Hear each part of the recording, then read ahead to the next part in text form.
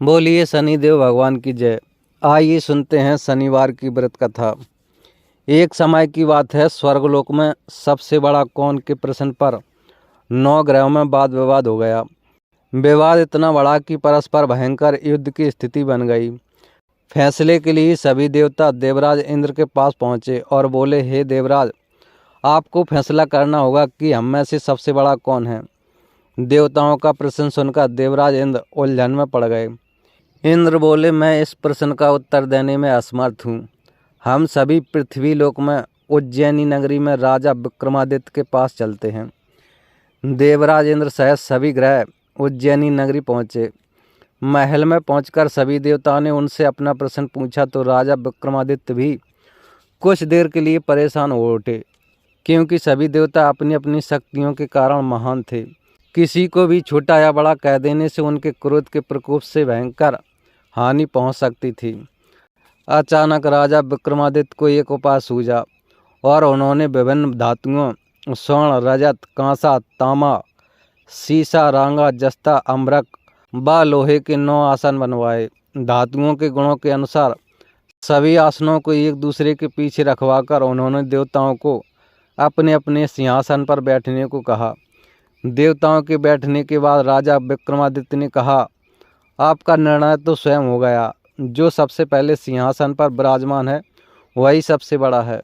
राजा विक्रमादित्य के निर्णय को सुनकर शनि देवता ने सबसे पीछे आसन पर बैठने के कारण अपने को छोटा जानकर क्रोधित होकर कहा, राजा विक्रमादित्य, तुमने मुझे सबसे पीछे बैठाकर मेरा अपमान किया है। तुम मेरी शक्तियों से परिचित नहीं हो। मैं तुम्हारा सर्वनाश कर दूंगा।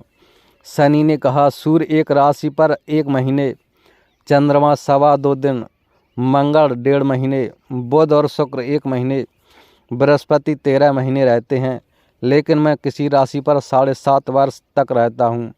बड़े बड़े देवताओं को मैंने अपने प्रकोप से पीड़ित किया है।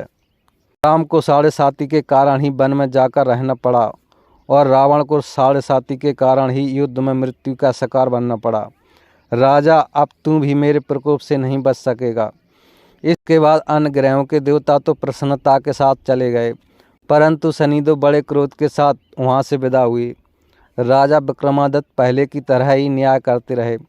उनके राज्य में सभी स्त्री पुरुष बहुत आनंद से जीवन यापन कर रहे थे। कुछ दिन ऐसे ही बीत गए। उधर शनि देवता अपने अपमान को भूले नहीं थे। विक्रमादित्य से बदला लेने के लिए एक दिन शनिदेव ने घोड़े के व्यापारी का रूप धारण किया और बहुत से घोड़ों के साथ उज्जैनी नगरी पहुँचे। राजा विक्रमादित्य ने राज्य में किसी घोड़े के व्यापारी के आने का समाचार सुना तो अपने अश्वपाल को कुछ घोड़े खरीदने के लिए भेजा। घोड़े बहुत कीमती थे। अश्वपाल ने जब वापस लौटकर इस संबंध में बताया तो राजा विक्रमादित्य ने स्वयं जाकर एक सुंदर व शक्तिशाली घोड़े को पसंद किया। घोड़े की चाल देखने के लिए राजा उस घोड़े पर सवार हुए तो वह घोड़ा बिजली की गति से दौड़ पड़ा। तेजी से दौड़ता घोड़ा राजा को दूर एक जंगल में ले गया और फिर राजा को वहां गिराकर जंगल से कहीं गायब हो गया। राजा अपने नगर को लौटने के लिए जंगल में भटकने लगे, लेकिन उन्हें लौटने का कोई रास्ता नहीं मिला। राजा को भूख प्यास लगाई। बहुत घूमने पर उसे एक चरवाहा मिला। राजा ने उससे पानी मांगा। पानी पीकर राजा ने उस चरवाहे को अपनी अंगूठी दे दी। फिर उससे रास्ता पूछकर वह जंगल से निकलकर पास के नगर में पहुंचा। राजा ने एक सेठ की दुकान पर बैठकर कुछ देर आराम किया। उस सेठ ने राजा से बातचीत की तो राजा ने उसे बताया कि मैं उज्जैनी नगरी से आया हूँ। राजा के कुछ देर दुकान पर बैठने से सेठ जी की बहुत बिक्री हुई। सेठ ने राजा को बहुत भाग्यवान समझा और खुश होकर उसे अपने घर भोजन के लिए ले गया। सेठ के घर में सोने का एक हार खूंटी पर लटका हुआ था। राजा को उस कमरे में छोड़कर सेठ कुछ देर के लिए बाहर गया। तभी एक आश्चर्यजनक घटना घटी। राजा के देखते देखते सोने के उस हार को खूंटी निगल गई। सेठ ने कमरे में लौटकर हार को गायब देखा तो चोरी का संदेह राजा पर ही किया, क्योंकि उस कमरे में राजा ही अकेला बैठा था। सेठ ने अपने नौकरों से कहा कि इस परदेशी को रस्सियों से बांधकर नगर के राजा के पास ले चलो। राजा ने विक्रमादित्य से हार के बारे में पूछा तो उसने बताया कि उसके देखते ही देखते खूंटी ने हार को निगल लिया था। इस पर राजा ने क्रोधित होकर चोरी करने के अपराध में विक्रमादित्य के हाथ पांव काटने का आदेश दे दिया। राजा विक्रमादित्य के हाथ पांव काटकर उसे नगर की सड़क पर छोड़ दिया गया। कुछ दिन बाद एक तेली उसे उठाकर अपने घर ले गया और उसे अपने कोलू पर बैठा दिया। राजा आवाज़ देकर बैलों को हाँकता रहता। इस तरह तेली का बैल चलता रहता और राजा को भोजन मिलता रहता। शनि के प्रकोप की 7.5 पूरे होने पर वर्षा ऋतु प्रारंभ हुई। राजा विक्रमादित्य एक रात मेघ मल्हार गा रहे थे कि तभी नगर के राजा की लड़की राजकुमारी मोहिनी रथ पर सवार उस तेली के घर के पास से गुजरी। उसने मेघ मल्हार सुना तो उसे बहुत अच्छा लगा और दासी को भेजकर गाने वाले को बुला लाने को कहा गया। दासी ने लौटकर राजकुमारी को अपंग राजा के बारे में सब कुछ बता दिया।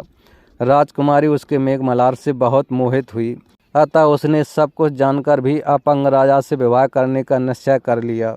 राजकुमारी ने जब अपने माता पिता से यह बात कही तो वे हैरान रह गए। रानी ने मोहिनी को समझाया, बेटी तेरे भाग में तो किसी राजा की रानी होना लिखा है, फिर तू इस अपंग से विवाह करके अपने पांव पर कुल्हाड़ी क्यों मार रही है। राजकुमारी ने अपनी जिद नहीं छोड़ी और अपनी जिद पूरी कराने के लिए उसने भोजन करना छोड़ दिया और प्राण त्याग देने का निश्चय कर लिया। आखिर राजा रानी को विवश होकर अपंग विक्रमादित्य से राजकुमारी का विवाह करना पड़ा। विवाह के बाद राजा विक्रमादित्य और राजकुमारी तेली के घर में रहने लगे।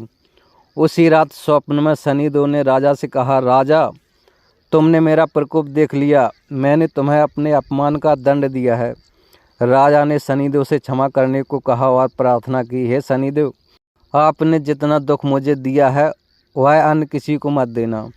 शनिदेव ने कुछ सोचकर कहा, राजा मैं तुम्हारी प्रार्थना स्वीकार करता हूँ। जो कोई स्त्री पुरुष मेरी पूजा करेगी, शनिवार को व्रत करके मेरी व्रत कथा सुनेगा, उस पर मेरी अनुकंपा बनी रहेगी। प्रातःकाल राजा विक्रमादित्य की नींद खुली तो अपने हाथ पांव देखकर राजा को बहुत खुशी हुई। उसने मन ही मन शनिदेव को प्रणाम किया। राजकुमारी भी राजा के हाथ पांव सही सलामत देखकर आश्चर्य में पड़ गई। तब राजा विक्रमादित्य ने अपना परिचय देते हुए शनिदेव के प्रकोप की सारी कहानी सुनाई। सेठ को जब इस बात का पता चला तो दौड़ता हुआ तेली के घर जा पहुंचा और राजा के चरणों में गिरकर क्षमा मांगने लगा। राजा ने उसे क्षमा कर दिया क्योंकि यह सब तो शनिदेव के प्रकोप के कारण हुआ था।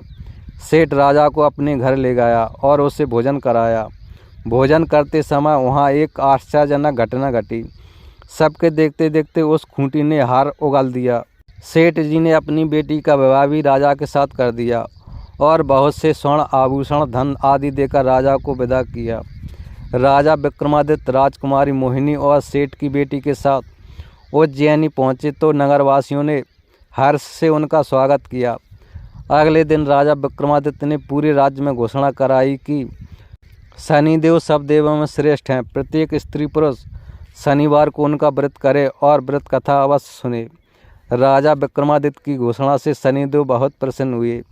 शनिवार का व्रत करने और व्रत कथा सुनने के कारण सभी लोगों की मनोकामनाएं पूरी होने लगी। बोलिए शनिदेव भगवान की जय।